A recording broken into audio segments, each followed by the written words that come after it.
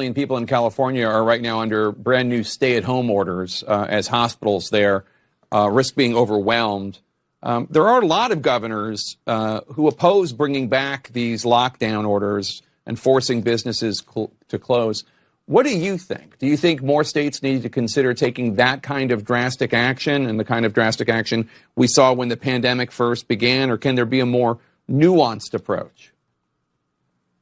Well, certainly mask wearing has essentially no downside. They're not expensive. Bars and restaurants in most of the country will be closed as we go into this wave. And I think, sadly, that's appropriate.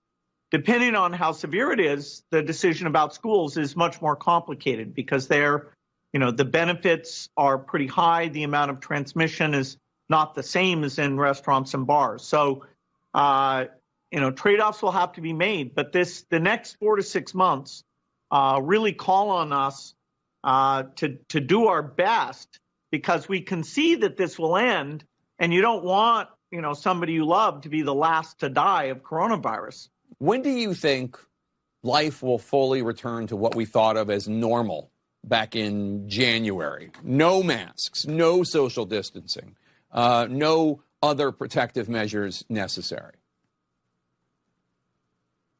Certainly by the summer, we'll be way closer to normal than we are now. But even through early 2022, unless we help other countries get rid of this disease and we get high vaccination rates in our country, the risk of reintroduction will be there. And of course, the global economy will be slowed down, which hurts America economically in a pretty dramatic way. So we'll have, starting in the summer, about 9 months where a few things like big public gatherings will still be restricted. But, we can see now that somewhere between 12 to 18 months, and we have a chance, if we manage it well, to get back to normal. And so, kind of there you have it. For many people who think that they're going to go back to normal anytime soon, you have influential individuals like, of course, Bill Gates, who has, of course, political ties. Right? And as he said, for a lot of you people who own small businesses, whether it's a bar or a restaurant, you shouldn't even be thinking about opening up within the next 4 to 6 months. Just kind of forget about that idea. It's not going to happen because you're not necessary. Your services are no longer required. And we thank you for what you've done, but you are no longer needed at this time. Now, of course, he might feel that way being a very wealthy individual. You, on the other hand, who are hoping and praying for some sort of relief from the government, you, on the other hand, are left in the lurch. You are, in essence, left wondering, hoping and praying that this nightmare will one day be over. And I am here to let you know that that will not be the case. For many of you individuals who have sacrificed your freedom for what you thought was going to be some measure of safety, right? The government is here to save. The government is here to save me. Here's some stimulus. Wear a mask. It's only a few days, right, to slow the spread. 15 days, as they say, to slow the spread. And yet here we are, going into 2021, where many of these individuals are not talking about 2021 and everything will be okay. As you heard from this individual, and as I posted in my previous video, where Dr. Fauci said, we're looking at 2022, right? So we're looking at least another 2 years. And of course, as he said in his own words, where he said, even if we can't get some of these other nations under control, right, then 2022 may not be exactly the window of opportunity where many of you are thinking things are going to go back to normal. Now, if you've looked at other countries, of course, for example, like in Germany, where in Germany here, there was an article here talking about the German leadership agreed to step up lockdown measures from the 16th, just about a month, to stop the exponential spread. Most stores and schools closed. No church singing. Fireworks for New Year's banned. Outdoor sale of alcohol banned. businesses given 13.6 billion in relief. And you might think, well, hey, at least we got some form of relief. But then my question to you is, how much is your freedom worth to you? Are you willing to sacrifice your freedom for fake money? Right? Because the money that they give to these individuals, they're just sitting there printing it, right? They're just printing this money. It's not money that is given, that is worked for. There is a difference when you print money versus when you provide a service. And then, of course, you have individuals earning money. And then you have what is referred to as the velocity of money. When you hyperinflate society with money, this also makes you entirely dependent upon the nation giving you that money. It, in essence, turns you into a slave, because then you become a slave to the government, because the government will decide, well, if you're not compliant, you might not get that aid that we promised you. Just take that virus. Here's a check, right? This is the inevitable decline of nations. For many people who don't know their history, this is typically how it starts, where governments intercede in behalf of their citizens, on their behalf, but really what they're doing is they're trying to check out. They're trying to keep the nation alive as long as possible because they perceive the impending collapse. And that's why you see a lot of wealthy individuals fleeing to different cities, right? You see a lot of people fleeing from New York, going to Florida. You see people fleeing from places like California and going to like Nevada or going to Texas. Many Americans have just upped and decided to leave the country altogether, right? Like, what's his name? Like Tom Hanks. Tom Hanks and many of these other wealthy individuals are seeking refuge in other nations because they perceive what is going on. And as a result, they are getting out early. Back in the day, in the time of Nazi Germany, prior to the 30s, many of these individuals, of course, never thought that what was happening at that time was going to happen, although it slowly crept its way in. When you see normal acts of violence where people are protesting against each other. So this is just a warning to you Trumpers.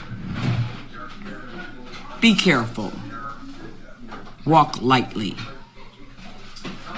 We ain't playing with you. Enough of the shenanigans. Enough is enough. And for those of you who are soldiers, you know how to do it. Do it right. Be in order. Make them pay.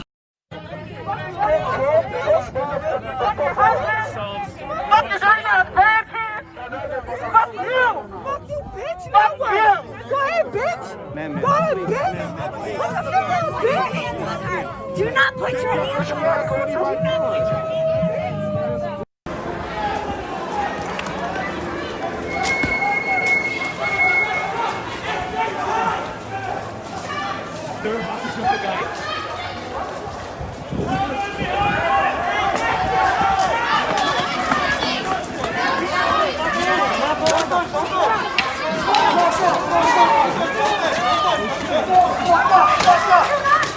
Do not film! Do not film! Do not film this!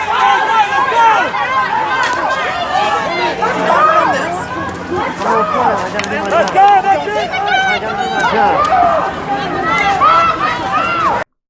And you see high levels of hatred toward one another. It's only as a result of the impending collapse, societal breakdown. Of course, the Bible talked extensively about these things, that there are windows of opportunity where individuals can escape. And I hear a lot of these so-called church leaders or influential individuals who say, don't worry, God is in control. Everything will be all right. God is leading this nation. I'm sure many individuals in the past thought the exact same thing as they watched the fall of Rome. Many Christians who lived during that time period watched Rome fall, imagining that God was going to save them. And yet, Jesus has said, when you see all these things, he said to flee. In those instances, they were to flee to the mountains. And of course, many individuals didn't, and many lost their lives. This also happened during the time of Nazi Germany, where individuals, certain Jews, realized it was time to get out. And so they sold all their stuff and they left. Some realized it a little later and of course had to leave all of their belongings behind and then subsequently get out. Then there were those who didn't take that, and instead they chose to stay and fight. Many of them lost their lives. And then there was the remaining group of them who of course lost their lives due to the ovens that eventually they were made to walk through.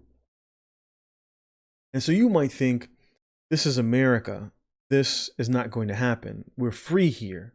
But if you're not willing to fight for that freedom, then the freedom that you hold or that you imagine that you have is just an illusion, because it can be taken from you at any point in time if you're not willing to fight for it. Many people point to the inalienable rights that are given to us by God. It's one of the things that this nation is built upon, the belief in God, and that as a result of that belief, we also believe that individuals, of course, are free. But if those in power do not hold that belief that we are free, or more importantly, that freedom is given to us by our Creator, and they do not believe in a Creator, then neither do you have said freedom. The only reason that we originally have it is because those that came before us were willing to fight and die for it. And so for many individuals who are alive today, you are literally watching the collapse of a nation.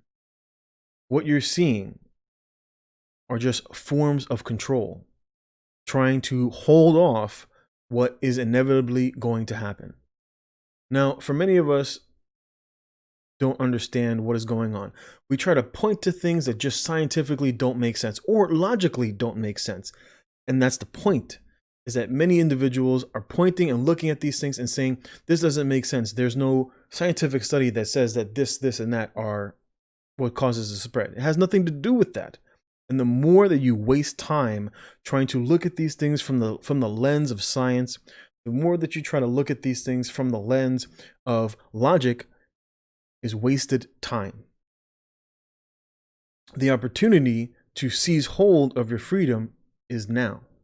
It is not when the doors are shut, where the gates are closed, and you have no way of getting out. And those days are coming.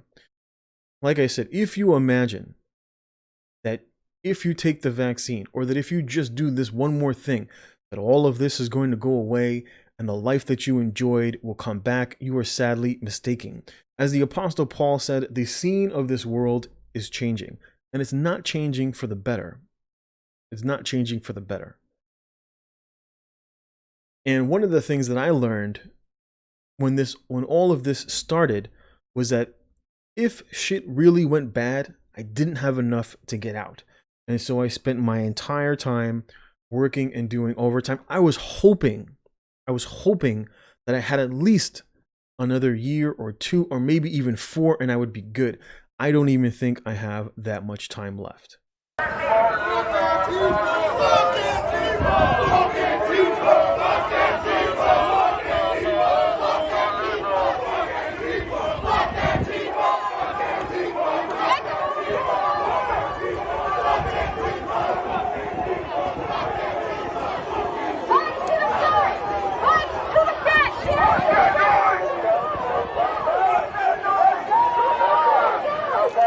No fascist USA. No Trump. No KKK. No fascist USA.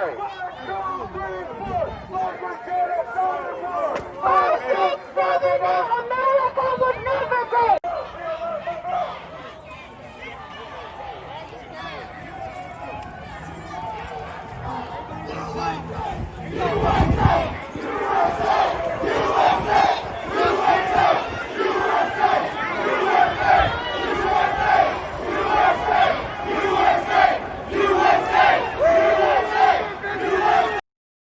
I think 2 years may be pushing it, realistically speaking. And so my goal is to leave as quickly as possible. I'm hoping by the end of 2021 to exit my way out of the country. I perceive the impending collapse from what I see politically, from what I see what goes on in the market, in the stock market, and the way I see people behaving. I perceive the impending collapse of a nation and someone else taking over that nation. The risk for many individuals is too high. It's why you're not seeing people fight back. You may hear of people saying, we need to fight back. We may read posts that we need to fight back, but you're not seeing it. And the reason that you're not seeing it is because currently the risk is too high, the loss of life. That's basically what it boils down to, is the loss of life. That currently individuals are not willing to put their life on the line for the said freedoms that they believe that they love so much until it's too late. See, when it comes time to actually live or die, that's when people are willing to make that sacrifice, because no matter what, you're either, if you do nothing, you will lose your life. But currently that isn't the case, and that's why you're not seeing people willing to go that route. As I showed in my previous video, talking about what's going on in Staten Island, we've seen rather quickly how the state can swarm in and swoop in and basically make an example of a man just trying to earn a living, just trying to keep his bar restaurant open so that he can feed his family. And we've seen the state basically get in front of him and say, you're out of line, get back in line. That just don't make sense to regular people. And we find out now that the first guy to stand up to the tyrants gets crushed. De Blasio and now Cuomo have told the people of Staten Island, New York City, and the country that if you speak up to the emperor, you get crushed. And many of them, we've seen it in New Jersey. You've seen it here in places like in Canada, where there was one restaurant owner. You've seen it in California, where you've had multiple restaurant owners that are literally pleading. They don't understand. It just doesn't make sense. It just logically doesn't make sense. Scientifically, it doesn't make sense. And then they see the hypocrisy, and yet they still do nothing. And it's because they're not willing to put their life on the line. And that is the mistake that many are making today at this very moment. Because people are not willing to band together to make the necessary choice to fight back, to literally fight back. It's why you have the Second Amendment, for this very thing that is going on in front of your eyes. If you imagine that it is going to get better, you are wrong. If you wait thinking that things will get better, hoping that a politician or someone is going to be out there that is going to save you, you are wrong. And the one who will regret it will be you.